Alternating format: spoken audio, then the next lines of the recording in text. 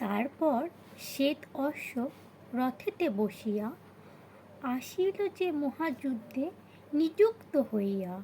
মাধব আর পাণ্ডব দিব্য শঙ্খ ধরি বাজাইল পরে পরে অপূর্ব মাধুরী।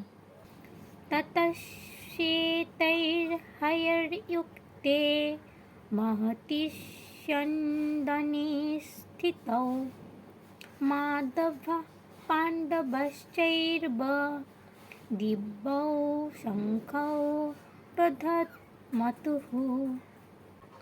অপরপক্ষে শ্বেত অশ্বচালিত এক দিব্য রথে স্থিত শ্রীকৃষ্ণ ও অর্জুন উভয়েই তার দিব্য শঙ্খ বাজালেন। ভীষ্মদেবের শঙ্খের সঙ্গে বৈসাদৃশ্য দেখিয়ে শ্রীকৃষ্ণ ও অর্জুনের হস্তস্থিত শঙ্খকে দিব্য বলে বর্ণনা করা হয়েছে। দিব্য শঙ্খের ধ্বনি এই সংকেতই প্রদান করল যে ভগবান শ্রীকৃষ্ণ পাণ্ডব পক্ষে যোগদান করার জন্য অপর পক্ষে বিজয়ী হওয়ার কোনো আশাই ছিল না। জয়েস্তু পাণ্ডবপুত্রাণাম येषां পক্ষে জনার্দনঃ।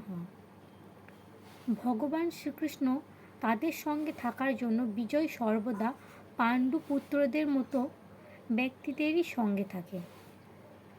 ভগবান যখন যেখানে থাকেন সৌভাগ্যলক্ষ্মীও সেখানেই অবস্থান করেন, কারণ সৌভাগ্যলক্ষ্মী সর্বদাই তার পতির অনুগামিনী।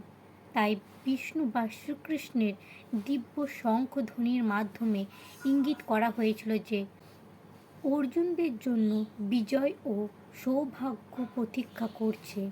তাছাড়া যে রথে দুই সখা উপবিষ্ট ছিলেন তা অগ্নিদেব অর্জুনকে দান করেছিলেন এবং এটি এই ইঙ্গিত বহন করেছিল যে এই রথ ত্রিভুবনের সর্বত্র বিজয় লাভে সমর্থ।